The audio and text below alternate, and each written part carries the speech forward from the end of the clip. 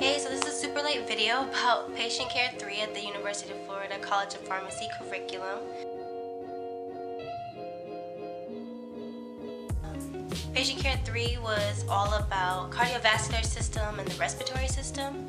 So at this point, I believe in our curriculum, I am the most expert that I'll ever be in those two areas, as well as from patient care to, antimicrobials and things like that. Here, so I know all the medications, the protocols, the what to use first, what to use second, what to use in this instance if this patient has this allergy or if they have this condition, alternatives, and what to use first and foremost, and things like that. So at this point, I can look at a med list and say, yeah, that guy has heart failure, or yeah, that girl probably has an arrhythmia.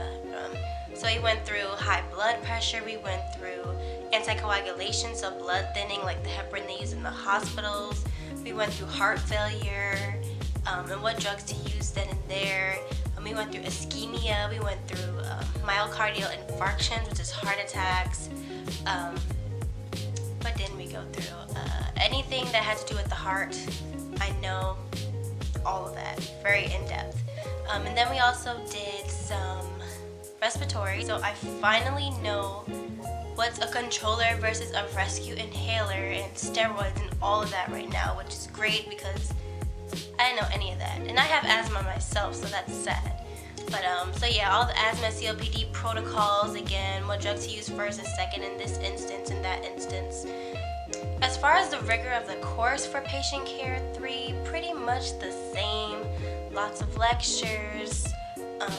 You had to be prepared for the active learning sessions, which is important in understanding how to use the knowledge that we know, so how to use or how to interpret the knowledge. So with the cases that we have and the protocols and the guidelines that we've learned to read, to know what drugs to give to which patients and why, or what to take away or what to change and when to change. So it was a lot going on.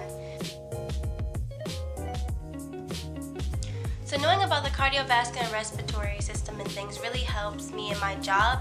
Again, I work in the Medication Therapy Management Center, and we call patients and counsel them on their medications and do medication reviews with them and their disease states. And so it's really making it easier for me to be able to look at their med list and go, oh, they probably have this condition. Let me make sure I ask about it. Let's see how they're doing. So as a student pharmacist, I'm really getting into having a lot of knowledge and being able to use it right off the bat because of my job, and I'm really grateful for that opportunity. I ended up with a decent grade, but I know that those IRATs and TRATs still kick my ass.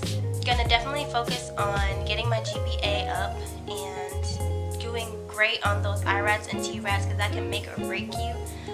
The tests are tests.